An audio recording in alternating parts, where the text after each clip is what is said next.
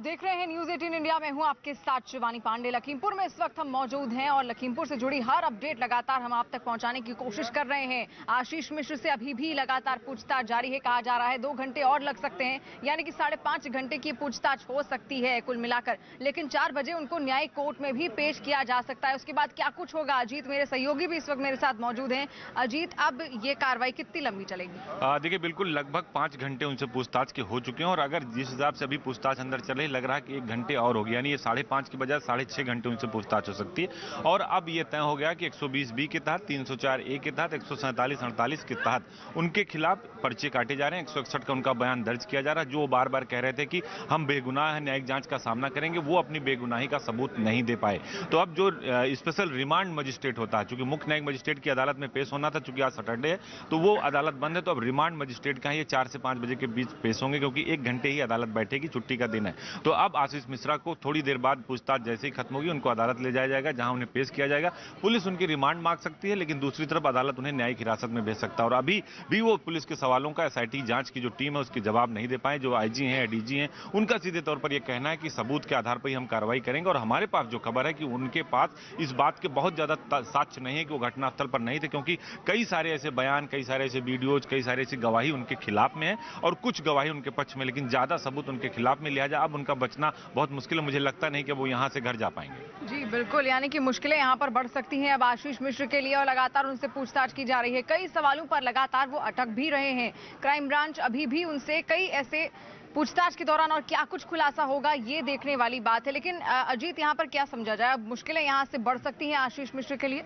देखिए, अगर ये अदालत में पेश होंगे तो ये मान के चलिए कि इनकी बेल नहीं होने वाली है, क्योंकि जितना हाई प्रोफाइल मामला है, मीडिया ट्रायल्स है, सुप्रीम कोर्ट में हरीश साल्वे ने कहा कि हम कार्रवाई करेंगे। मुख्यमंत्री खुद न्यूज 18 इंडिया की इंटरव्यू में कह चुके हैं कि मंत्री हो या उसका बेटा हो या सांसद, उसको हम छोड़ने वाले नहीं, बस साक्ष्य और सबूत होना चाहिए। हम किसी के आरोप पर किसी को गिरफ्तार नहीं करेंगे, अगर हमारे पास सबूत होगा तो छोड़ेंगे नहीं। लेकिन जो अभी तक उन्होंने 18 सीसीटीवी फुटेज दिए, 4 वीडियोज दिए, फोरेंसिक जांच के लिए भेजे गए, लेकिन जो सबूत है वो इनके खिलाफ में जा रहे हैं। क्योंकि गाड़ी इनकी है, ड्राइवर इनका मारा गया, उसमें जो कारतूस मिले हैं वो इनके हैं, जो पीछे ब्लैक फॉर्च्यूनर थी, एक व्हाइट स्कॉर्पियो थी, वो सब इनके हैं। तो अंकित दास के ड्राइवर की भी गिरफ्तारी की गई, 2 और लोगों को हिरासत में लिया गया, 2 को जेल भेजा गया है, 3 मृतक हैं और आशीष मिश्रा से पूछताछ चल रही है। हालांकि उनके अधिवक्ता उनको डिफेंड करने की कोशिश अंदर कर रहे हैं, लेकिन एसआईटी के सवालों का जवाब उनके पास भी नहीं, क्योंकि एसआईटी सिर्फ एक सवाल का जवाब चाहती है, क्लियर, कि वो घटना के वक्त कहां थे, यानी 3 अक्टूबर को 3 बजे से और 5 बजे के बीच में कहां थे, जिसका वीडियो नहीं दे पाए।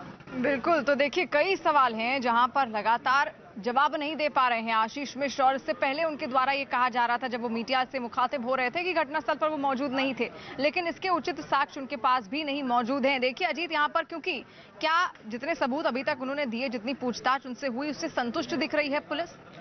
देखिए, जो पूछताछ हुई है, जो मेरे पास खबर अंदर से आ रही है कि कुछ सवालों के जवाब उन्होंने दिए, कुछ सवालों के जवाब वो नहीं दे पाए। पुलिस साक्ष्य चाहती है। पुलिस के सामने आप सिर्फ जुबान से आप कह देंगे कि हम नहीं थे तो पुलिस नहीं मानेगी। पुलिस को चाहिए रिटन में, पुलिस को चाहिए सबूत के तौर पर वीडियोज। और ये बार बार पहले कह रहे थे, जब हमने उनका इंटरव्यू किया था, जिसके बाद वो गायब हो गए थे, तो उन्होंने कहा था कि मैं न्यायिक जांच पर भरोसा करता हूं, मेरे पिता गृह राज्य मंत्री हैं, कानून पर भरोसा है, मैं फेस करूंगा। लेकिन वो फेस नहीं किया, 48 घंटे तक वो गायब हो गए।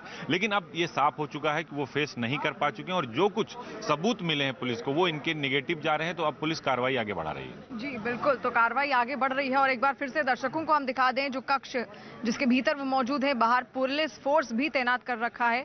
और अभी देखिए यहाँ पर फोर्स और ज्यादा बढ़ा दी गई है। और ये जो कमरा देख रहे हैं आप, इसी के भीतर आशीष मिश्र मौजूद है। काफी लंबा वक्त हो चला है, 10:30 बजे सुबह वो यहाँ पर पहुंचे थे। मीडिया से छुपा कर उनको यहाँ पर लाया गया था और अभी भी उनसे पूछताछ लगातार आगे जारी है। और कई ऐसे सवाल हैं जहाँ पर वो लगातार अटक रहे हैं, सवालों का जवाब ठीक ढंग से नहीं दे पा रहे हैं। लेकिन इस बीच लखीमपुर की इस पूरी घटना पर न्यूज 18 इंडिया से एक्सक्लूसिव बातचीत की सीएम योगी आदित्यनाथ ने। उनका ये इंटरव्यू आपको सुनाते हैं, जहाँ पर क्या कुछ कहा लखीमपुर घटना को लेकर, आप सुनिए। उन्होंने विपक्ष पर राजनीति करने का आरोप लगाया, साथ साथ ये भी कहा कि जो भी दोषी होगा उसको बख्शा नहीं जाएगा, फिर वो मंत्री हो या फिर मंत्री का बेटा। और क्या कुछ कहा, सुनिए।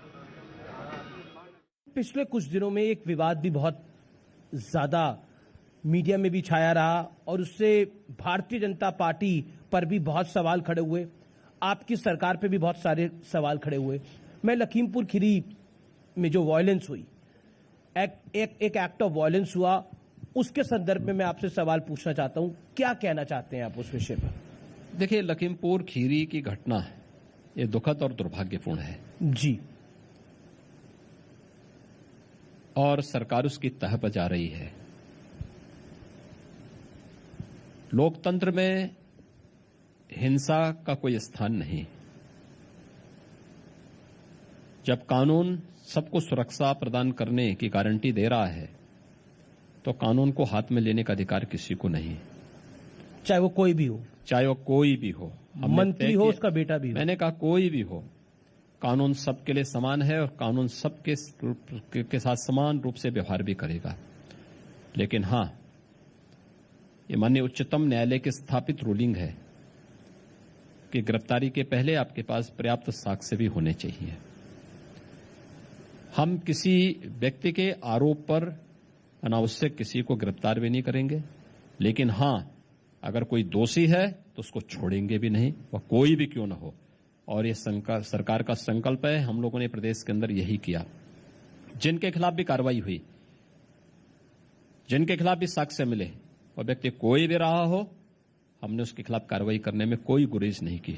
वह भले ही भारतीय जनता पार्टी का विधायक रहा हो या फिर विपक्ष का विधायक, या किसी पद पर बैठा हुआ कोई व्यक्ति, हम लोगों ने इसमें कार्रवाई करने में कोई गुरेज कभी नहीं की है।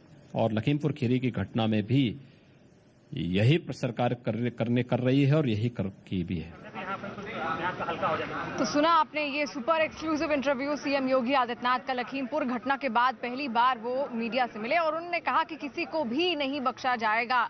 तो देखिए यहाँ पर भी लगातार अभी भी पूछताछ की जा रही है। आशीष मिश्र यहाँ आज पेश हुए हैं, दूसरी नोटिस के बाद वो यहाँ पेश हुए। कल ही उनके घर के बाहर दूसरी नोटिस चस्पा की गई थी, जिसमें लिखा गया था कि क्राइम ब्रांच में सुबह 11 बजे उनको पेश होना है और आज वो 10:30 बजे के आसपास यहाँ पहुंचे, पेश हुए और तब से लेकर अब तक लगातार ये पूछताछ जारी है और आगे भी ये पूछताछ 2-3 घंटे और ज्यादा हो सकती है।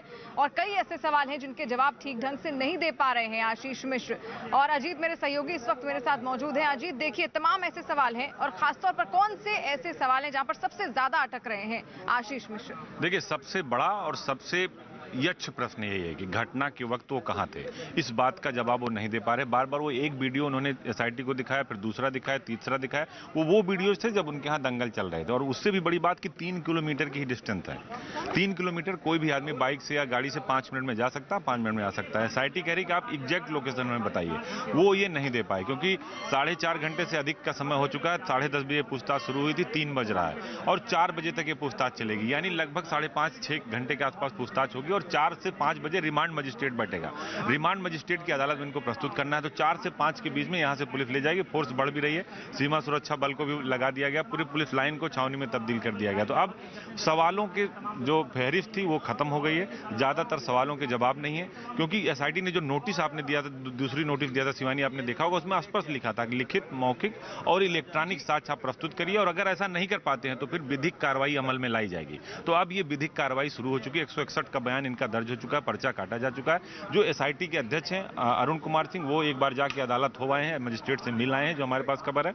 अब इनको यहां से ले जाकर सीधे वहां पेश किया जाएगा। अगर पुलिस को लगता है कि अभी आशीष मिश्रा से और हमें पूछताछ करनी है, इतना समय पर्याप्त नहीं है, वो 2 दिन 3 दिन 24 घंटे की रिमांड मांग सकते हैं। लेकिन मुझे लगता नहीं कि पुलिस रिमांड मांगेगी क्योंकि केंद्रीय गृह राज्य मंत्री के बेटे का मामला। लेकिन अगर पुलिस रिमांड मांगती है तो अदालत रिमांड भी दे सकती है और अगर रिमांड देगी तो इनको घटनास्थल से लेकर जहां जहां ये गए थे सब जगह इनको ले जाएगी और साक्ष्य एकत्रित करेगी। दूसरी बात, अगर रिमांड नहीं देती है अदालत तो इन्हें 14 दिन की न्यायिक हिरासत में भेजा जाएगा। जी बिल्कुल, यानी कि यहाँ देखिए लगातार उनसे सवाल किए जा रहे हैं लेकिन सवालों का जवाब वो ठीक ढंग से नहीं दे पा रहे हैं और आज 4 बजे उनको कोर्ट में पेश किया जा सकता है। उसके बाद आगे रिमांड ली जाती है या फिर नहीं, ये देखने वाली बात होगी। लेकिन आशीष मिश्र यहाँ पर इससे पहले उनकी तरफ से भी कई दावे किए, कई वीडियोस उन्होंने सौंपे हैं। उनका फोन जो है वो पुलिस ने अपने पास रख लिया है, उसमें भी आगे इन्वेस्टिगेशन की जाएगी और साथ साथ 2 ऐसे मोबाइल फोन भी उन्होंने, आशीष मिश्र ने खुद पुलिस को सौंपे हैं जिनमें ये कहा जा रहा है कि उन्हीं के जरिए वो वीडियोस शूट किए गए थे। उन वीडियोस में आखिर क्या कुछ है और क्या खुलासा हो सकता है। और ये भी पूछा गया कि इन 2 दिन जब उनको नोटिस दिया गया उस दौरान वो कहां थे, किन किन से मिले, इसका भी जवाब उनके पास नहीं है। यानी कि यहाँ आशीष मिश्रा की मुसीबतें बढ़ना, तकलीफें बढ़ना बनना तय मानी जा रही हैं। अजीत लगातार मेरे साथ जुड़े हुए हैं। अजीत, एक बार स्पष्ट कीजिए, फिर से दर्शकों को बताइए कौन कौन सी धाराएं उनके ऊपर लगाई गई हैं। देखिए, बिल्कुल उनके ऊपर जो धारा लगी है वो 147, 48, 149 यानी बलवा, जिस दंगे में जो धारा लगती है कि आपने भीड़ जुटाई और भीड़ के माध्यम से आपने लोगों पर अटैक किया और घायल हुए।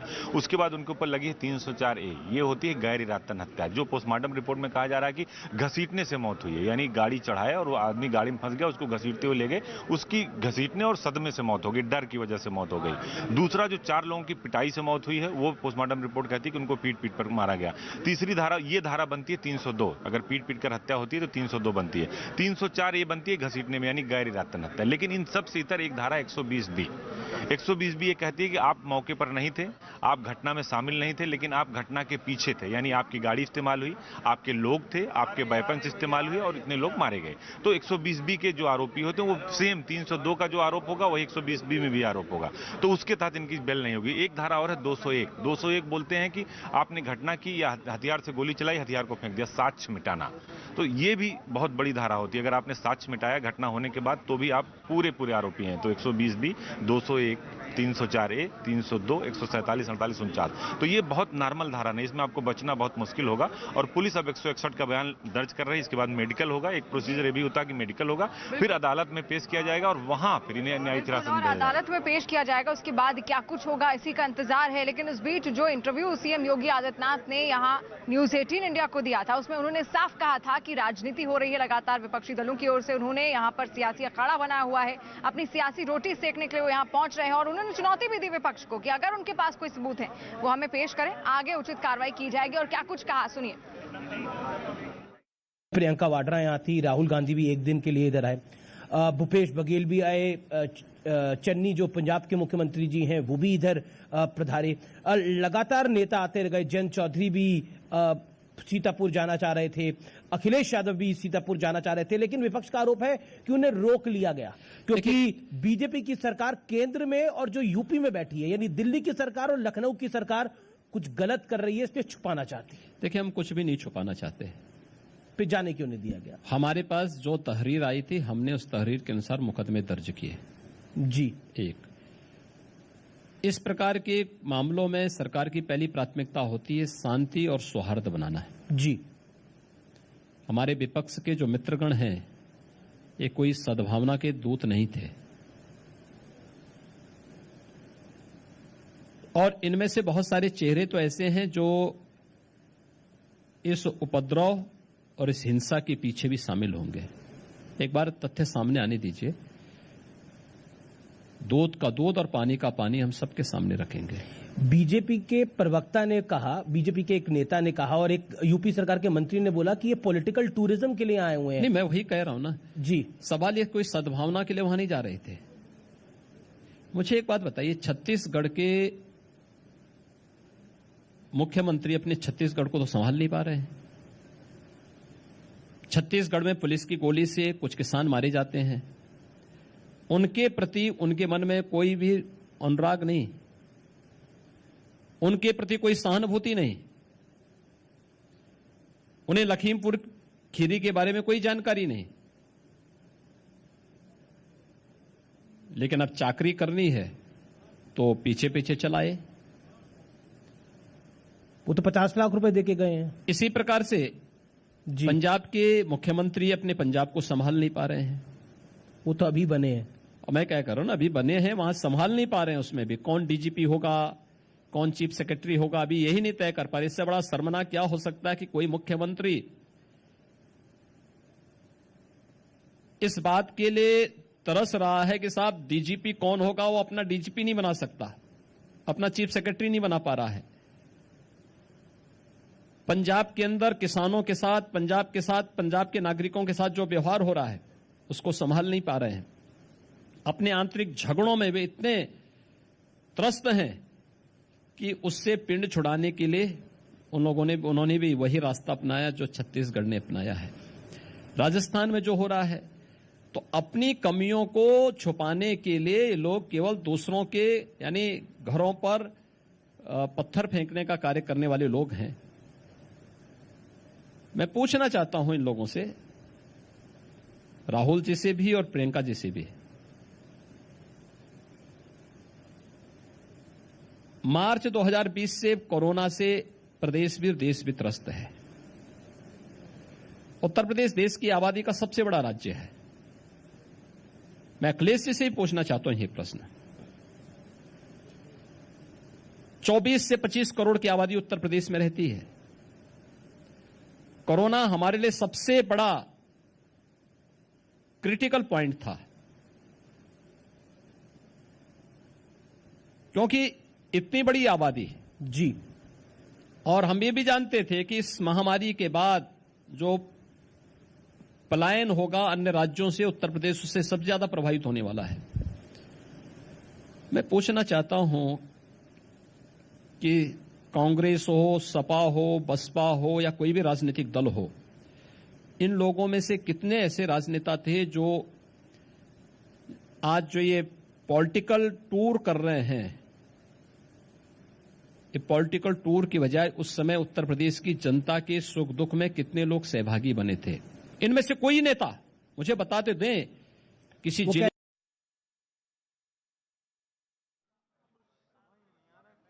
संविधान की कभी रक्षा की नहीं। मैंने कुछ उदाहरण दिए हैं कि मैं सब उदाहरण देना शुरू करूंगा तो बड़ी श्रृंखला बन जाएगी। सर, वही सरकार अभी भी सो रही है, सभी दोषियों को बचाना चाहती है। ये सरकार केवल ताकतवर लोगों के लिए है, न कि किसानों के लिए और न ही जनता के लिए। आने वाले समय में बीजेपी का सफाया होगा। नहीं, किसका सफाया होएगा नहीं होगा वो जनता पे छोड़ना चाहिए। आप उसके लिए भविष्यवाणी ना करें अखिलेश यादव जी, मगर एक चीज याद रखें, किसने दंगाइयों को बचाया, किसने जो गुंडे माफिया था उनको साइकिल पे बिठाया, ये सब चीजें एक इतिहास के पन्नों में लिखी जा चुकी है और अभी भी जनता भूली नहीं है। चाहे वो मुख्तार अंसारी हो, अतीक अहमद हो, चाहे वो आजम खां हो या अन्य ऐसे कुछ नए लोग होते हैं। तो आप हमें उंगली मत उठाइए भाजपा पर, अपनी तरफ और अपने गिरबान पर जरूर झांकिए। मायावती ने काशीराम जयंती पर उन्होंने माल्यार्पण किया। उन्होंने कहा कि बीजेपी, एसपी, कांग्रेस आप वोट के लिए जनता से वादे कर रहे हैं जो हवाई हैं, उनमें रत्ती भर भी दम नहीं। विरोधी पार्टियां चुनावी घोषणा पत्रों में सिर्फ प्रलोभन भरे ही वादे करती हैं। अब मायावती जी की क्या बात करें। अब जैसे होता है ना, मायावती जी बहुत हार के बाद हार पे हार होती जा रही है, तो वो खिसिया गई हैं, वो बौखलाई हुई घूम रही हैं। तो उनको खुद ही नहीं समझ आ रहा है कि उनका तीर कहाँ पे चलना है। वो खुद ही सोच लें कि आपने कितने संकल्प और कितने वादे किए थे, वो कितने आपने पूरे किए। कहीं आपको वो सब याद आ जाएगा तो हम पे जरूर फिर आप उंगली उठाइए।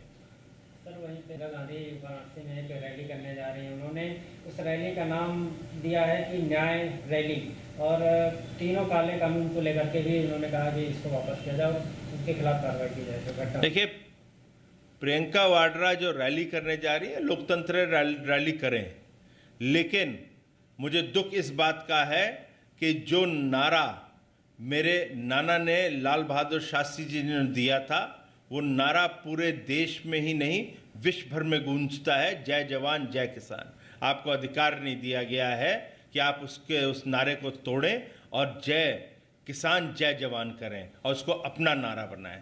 इससे मुझे बड़ा दुख है और कांग्रेस के बड़े नेता होंगे जिसको इससे दुख हो रहा होगा, क्योंकि सोनिया गांधी की जो कांग्रेस है वो खाली चाहती है नेहरू और इंदिरा गांधी की ही कांग्रेस रह जाए।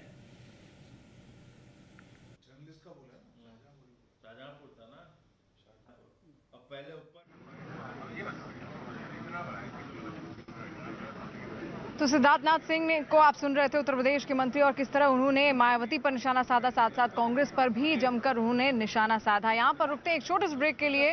न्यूज़ 18 इंडिया की ये कवरेज लगातार जारी रहेगी, आप देखते रहिए न्यूज़ 18 इंडिया।